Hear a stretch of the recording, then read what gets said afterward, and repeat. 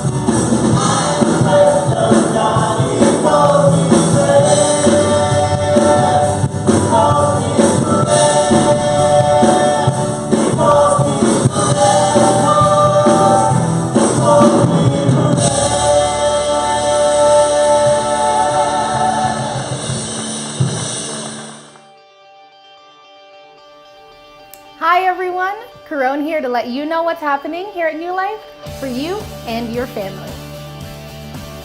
Today is the last day to order your Love Brampton shirt. Why? Because Love Brampton is coming up quickly on June 10th.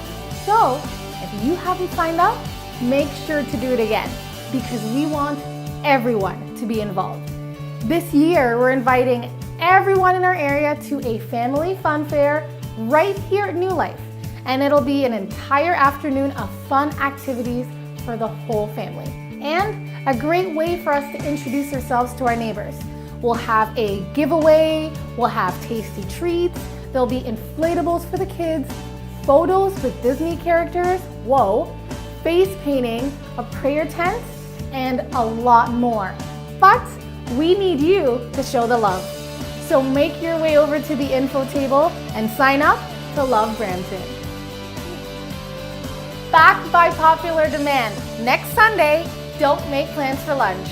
Following our services, our youth will be selling poutine, hot dogs, and drinks to raise funds for the youth mission trip to the Dominican Republic on July 1st. So don't miss this opportunity to help the students make a difference in the Dominican Republic and support our youth. New Life summer camps are filling up. So if you or someone you know is looking for a great place for the kids, don't delay or you'll miss out on this awesome camp experience. You can pick up camp registrations at the info table and hurry. Why? Because summer is coming quickly. We will be holding a special business meeting to discuss our building expansion on June 4th at 6 p.m. Everyone is welcome, but if you're a voting member of New Life, please plan to be here on June 4th. And now you're up to date with what's new at New Life.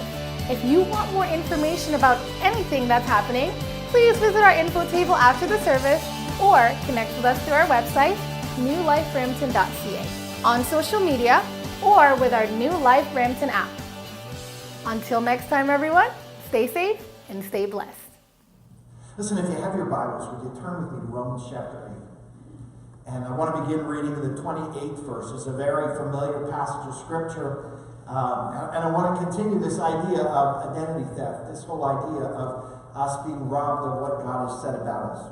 We begin to read in the 28th verse of Romans chapter 8, and I'm reading today from the New International Version, and just for a change, and it reads this way. And we know that in all things God works for the good of those who love him, who have been called according to his purpose. For those God foreknew, he also predestined to be conformed to the image of his Son, that he might be the firstborn amongst many brothers and sisters. And those whom he predestined, he also called. Those whom he called, he also justified. Those whom he justified, he also glorified. What shall we say in response to these things? If God is for us, who can be against us? He who did not spare his own Son, but gave him up for us all, how will he not also, along with him, graciously give us all things? Who will bring any charge against those whom God has chosen? It's God who justifies. Who then can condemn? No one. Christ Jesus, who died, more than that, who was raised to life, is at the right hand of God, and is also interceding for us. What shall separate us from the love of Christ? Shall trouble, or hardship, or persecution, or famine, or nakedness, or danger, or sword? As it is written, for your sake we face death all day long. We are considered as sheep to be slaughtered. No, in all these things we are more than conquerors through him who loved us.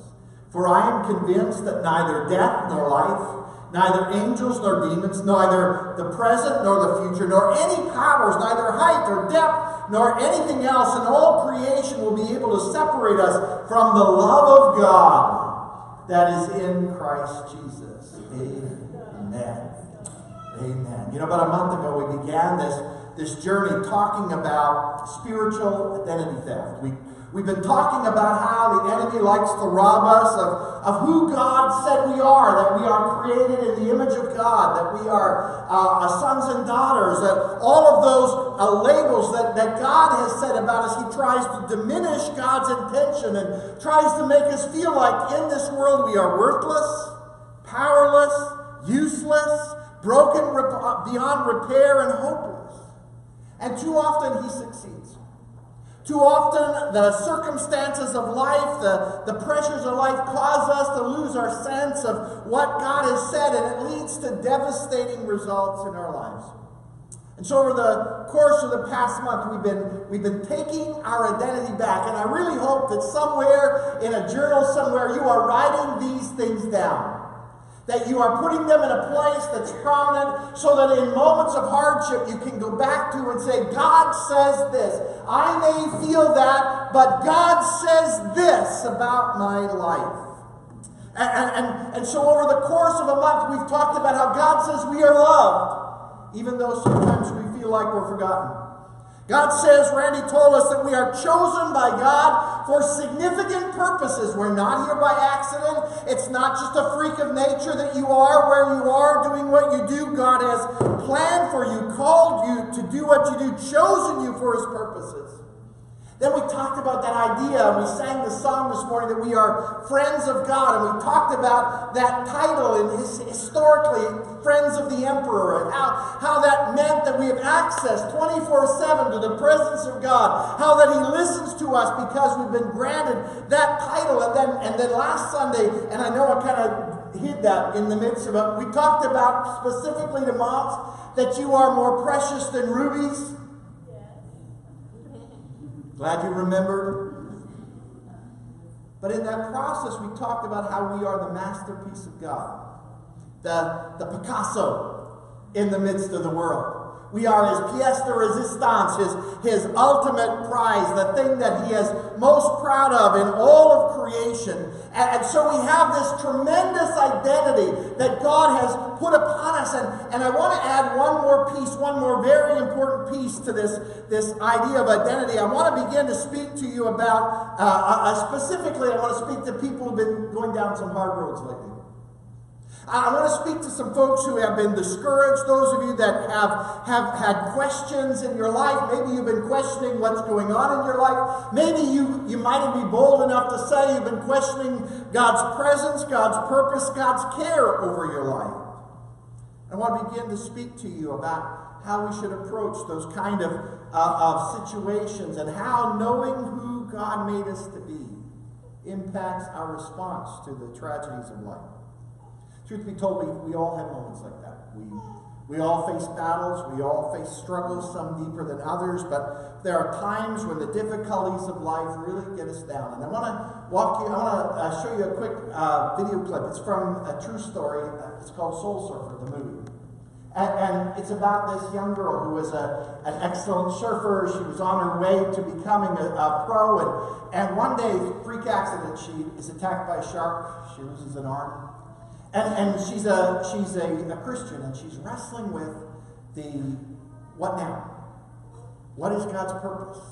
Does God really care about me? Her theme statement for all of her life is, I can do all things through Christ who gives me the strength.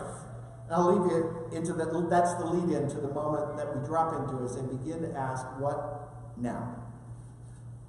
You can't give up on her. And you can't keep pushing at her. Well, what are you supposed to do? Just let her quit? If she wants to, yes. That's the most ridiculous thing I've ever heard. Then you're not hearing what I'm saying.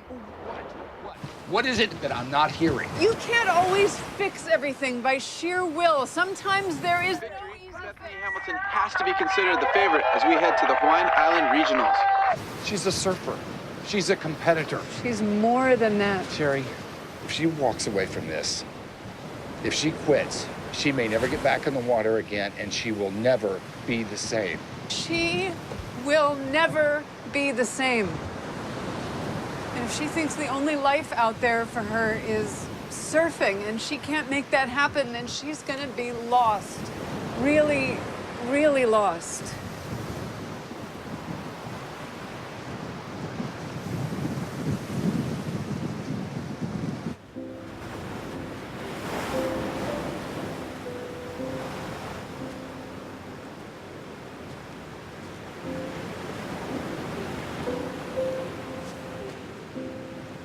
Go ahead.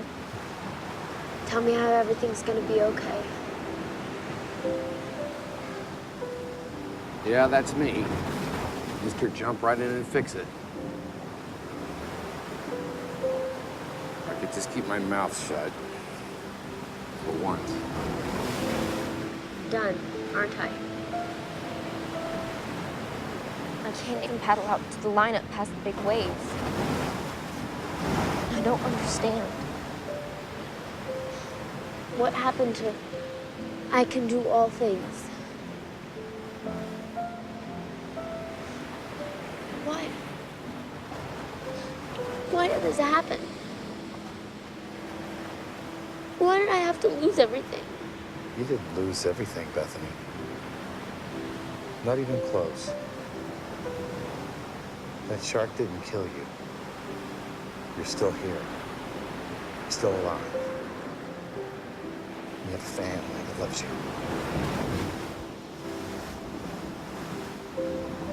What am I supposed to do now?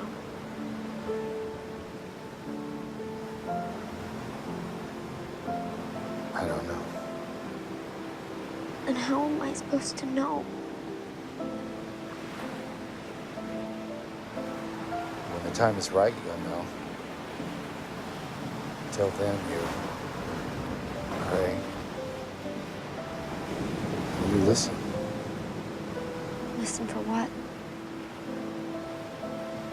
For what comes next.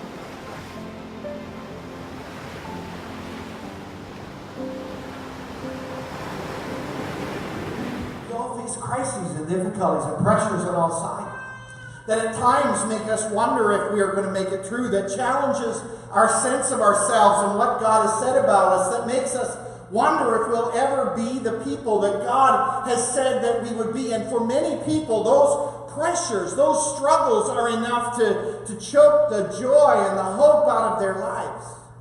But not for us. Not for us. Because we have chosen to reclaim our identities. We have chosen to recover our faith in what God has said about us, and we are refusing to allow the world, our weak flesh, or the devil to dictate who we are or what we will become. God said, I have made you in my own image.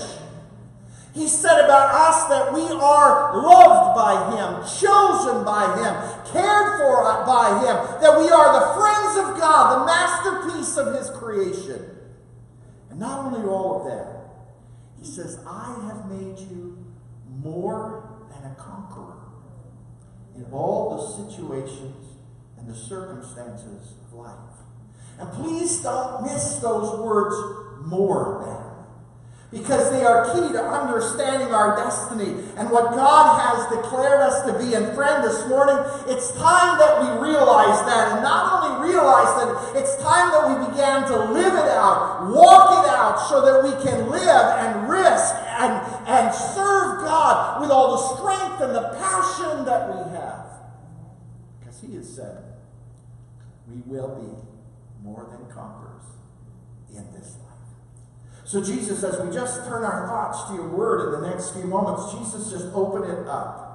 Cause us to hear what your Spirit is saying to us. Cause us to know your love and grace in a powerful way. Lord, just release in this house the presence and the power of God so that we can be transformed in Jesus' name.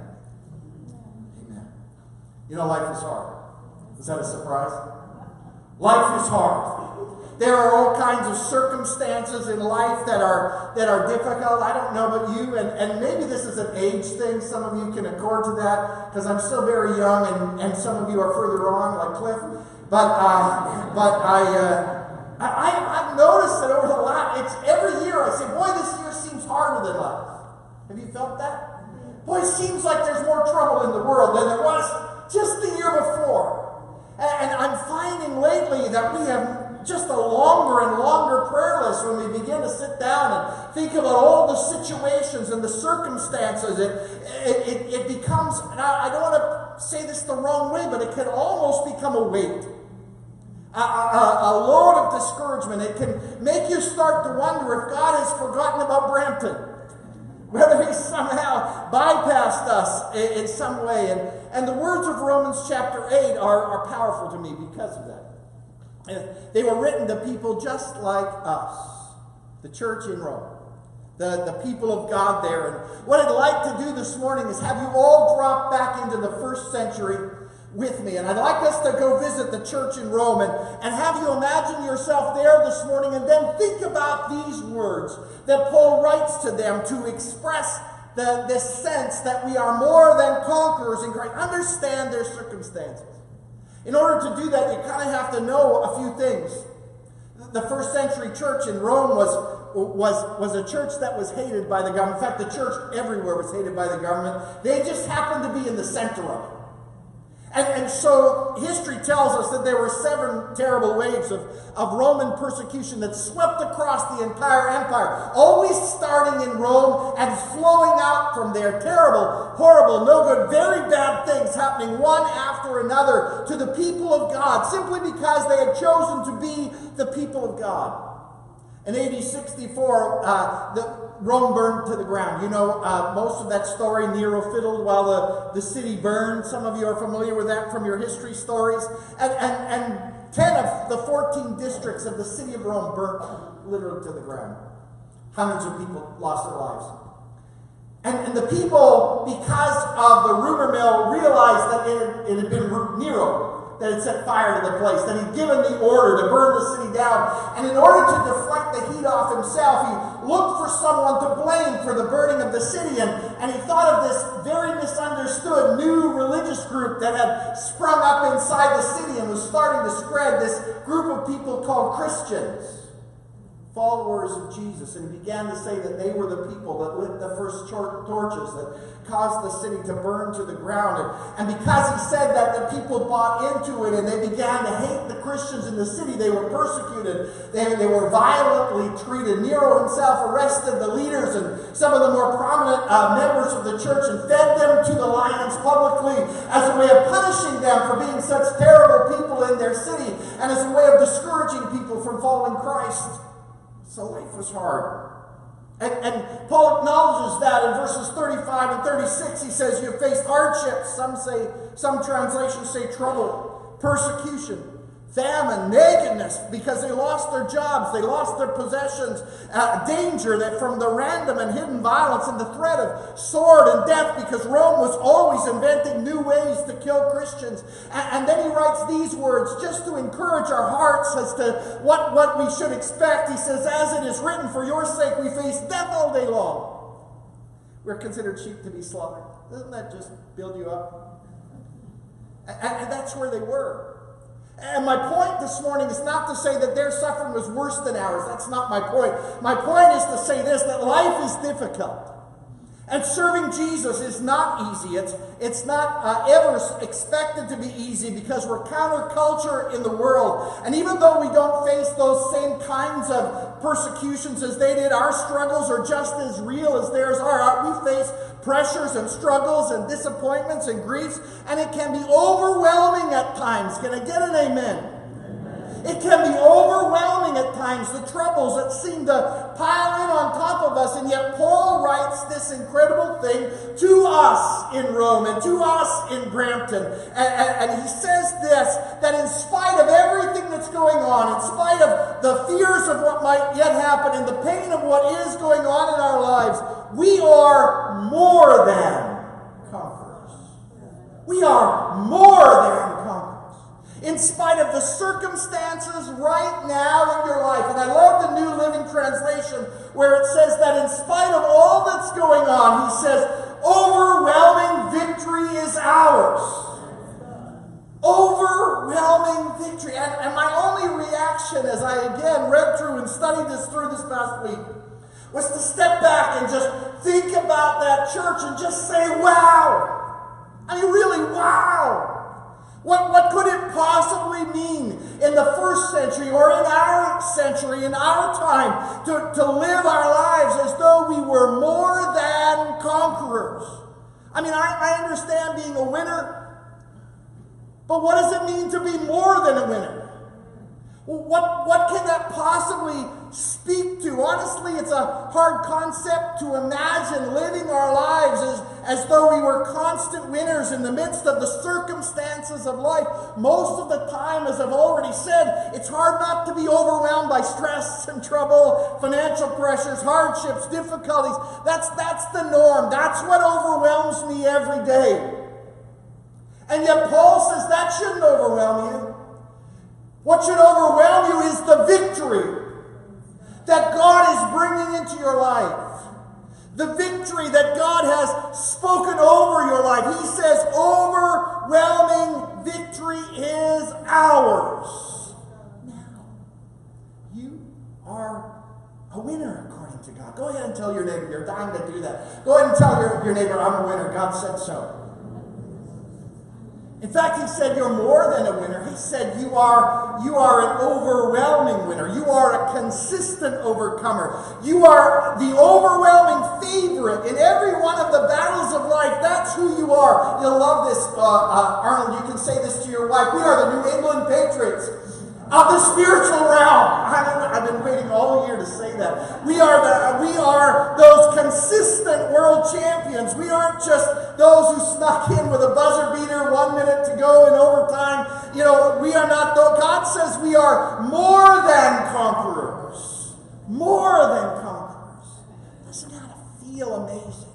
In the midst of every circumstance and situation you find yourself in this morning, God says you are the overwhelming favorite to succeed, to do well. And I know that you'll talk more about that in your small groups this week, but I just want to leave you with some key long weekend thoughts about more than conquerors through Jesus Christ. Knowing that means three things. The first is this, that our current struggles will make us stronger and not weaker. Our current, say that, will you? My struggle will make me stronger, not weaker. Go ahead and say it. My struggle will make me stronger, not weaker. That's an amazing thought. Let that sink in for a moment. Paul says, and we know that in all things, God works for the good of those who love him. God works for the good of those who love him. Good is coming in your life. Good is coming. Right now, things may be messy, but God says, regardless of how this situation came to be, regardless of how dark it appears right now, there is coming a moment somewhere down the road, maybe in eternity, but potentially here, while you're still on the earth, you will look back on the situation right now, and you will look back and see there was good in that. There was benefit in that. There was something that God did in the midst of that terrible situation that has caused me to be stronger than I ever was before. That has caused me to experience God's grace in ways that I never had before. And I know that Pastor Randy already talked about this idea of being chosen by God and how that impacts who we are. But I want to go back to that for a moment, because Paul says that all things work together for good, or that God in all things works them out for the good for those who are called by him, those who are chosen by him. And not only did he choose us, I love this, he's got good in mind for us, but he says these words. He says that those whom God called, he also justified. Those whom he justified, he also glorified. And you need to think about those words for a moment, because they're all written in the past tense. They're written as though they already happened. Before you were born. Before you were able to respond to Christ in a personal way. God spoke over your life, I have called this one to be mine. I have chosen this one to be saved. And I believe we have to respond to his choosing. But he speaks over our life, I have chosen you. And if I have chosen you, I have already justified you. And if I have already justified you, catch this, I have already glorified you. That's the tricky part. I get the other pieces. Amen. I get the other pieces, but glorified it speaks to something that we expect to happen in heaven. It speaks to something that we expect to receive someday further down the road, and yet Paul writes that we have been glorified, that it's already happened. He speaks it in the past tense because he wants us to know that this is a sure thing. This is not something that might happen down the road. God has looked over your life and he said, you are going to win.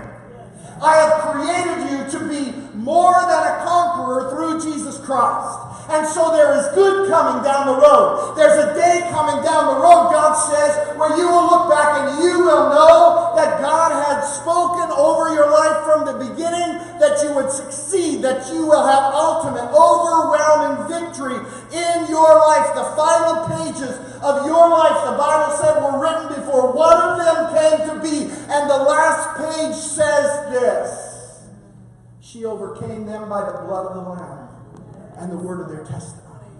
He overcame them by the blood of the Lamb and the word of their testimony. We were created. We were chosen to be conquerors in this life. That is who you are. Go ahead and tell your neighbor, I am more than a conqueror. That's who God created you to be. Secondly, this morning, being more than conquerors means not only that we will be stronger and not weaker, it means that our struggles right now are simply an opportunity for God to prove himself true in our lives. Our struggles are simply the proving ground for God's promises. The things that we go through right now are just an opportunity for God to demonstrate faithfulness. It's simply an opportunity for God to fulfill his word in our lives. I love those words in verse 31 and 32 where he writes, if God is for us, who can be against us? He who did not spare his own son, but gave him up for us all, how will he not also, along with him, graciously give us all things? All things. Those words just ring with confidence. But how many of you know that when you're in the midst of the challenge, it's in those moments that you wrestle with those words? When struggles are coming, you wrestle. Is God really faithful? Did God really say this about me?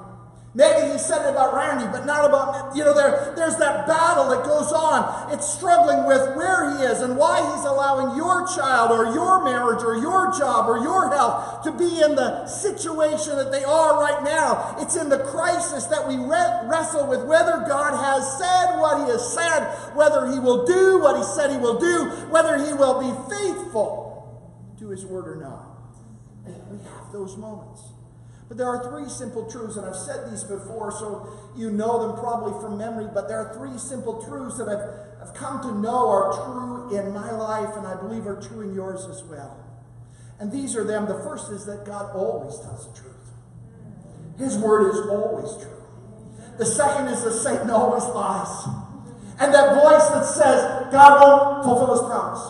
God won't do what he said, that's the wrong voice to listen to. And the third truth is this, that victory always comes when I choose to believe and act on what God has said. This is true in our lives. 47 years of faith and 30 years of pastoring have proven those statements true in my own life. I've walked through some dark valleys. I won't go into them this morning, but I've shared some of those in the past with you, and I've wrestled with too many hard situations. But this is what I know, looking back on my life, looking back on the testimony of history, I've come to know that what God has said he will do, he will do. That the promises of God are yea and amen to them that believe. And he will not fail in any one of the things that he has said. The word of God says, heaven and earth will pass away, but my word will never pass away. And so in the midst of the moment that you are in, understand this truth. Take hold of this truth. God will prove himself faithful. He will prove his word true. He's honored his word above his name. He makes sure that every word of his scripture will come to pass in your life. And he has said, I will provide a way through or a way out of every situation that you face. No weapon, no trouble, no situation can stop him from fulfilling his promises to you. God says that he who didn't spare his own son, who paid the ultimate price, who gave the greatest gift, that God who did all of that for you, he will not fail to fulfill every one of his promises in your life. He's the same God who will release healing into your heart and life. He's the same God who will cause you to experience power and a sound mind in the place of fear. He is the same God who said, I watch over your children to the 10th generation. He is the same God who says, I will speak peace in the midst of your storm. He is the same God that said, when you walk through the valley of the shadow of death, you will fear no evil, for I will be with you. I'll take you through and I'll bring you safely to that place that I have promised and prepared. The struggles of this life are real, but they are the proving grounds of the promises of God. Lastly, this morning, this leads to my last point, which simply is this, that our current struggles will end victoriously. What God has said means this, that we are more than conquerors. It means this, that now is not forever. It means that that old Southern gospel song is true that said these troubles came to pass. They did not come to stay. This is the ultimate truth. It means that nothing can separate you from the love of God or from his plans for your life. And I love that Paul lists 10 things that could be obstacles to God fulfilling. You know, height, depth, principalities, powers, all those things. He talks about fears on earth, fears in heaven, worries about the political leaders, worry about spiritual authorities in high places that might want to attack you. But then he says, none of these things will keep you from being more than a conqueror through Jesus Christ. None of these obstacles can keep the plan of God from being fulfilled in your life. None of these things can wrestle you away from the loving hands of God which are over your life, which surround your life this morning. And you need to hear that as the first century church in Rome. You need to understand in the midst of trouble and persecution and terror that God is greater. You need to understand that God will work in the midst of even those circumstances for your good and for his glory. But you also need to hear that as a 2017 Bramptonite, that God will be faithful to his word. That he will walk you through the situations that you are in. That he will cause even these terrible moments, these trials that you experience at this moment. Paul says, even in these moments, don't worry about it. You are more than a conqueror. Through Jesus Christ, you are an overwhelming victor. God has already spoken that over your life. Write it down. It is true. It is true for you this morning. Whatever you are facing, God has said you are going to emerge from this moment a winner. You are going to emerge from this moment victorious. The people around you, the children that are watching you, your family that's observing your life, they're going to see you, yes, go through struggles. Yes, go through trials. Yes, go through pain.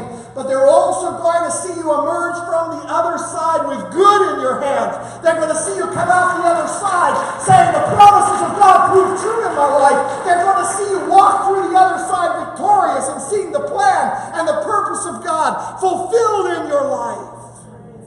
They will know that God means what he says. Your identity this morning is a winner. Go ahead and tell your neighbor one more time, just in case they missed part of the sermon.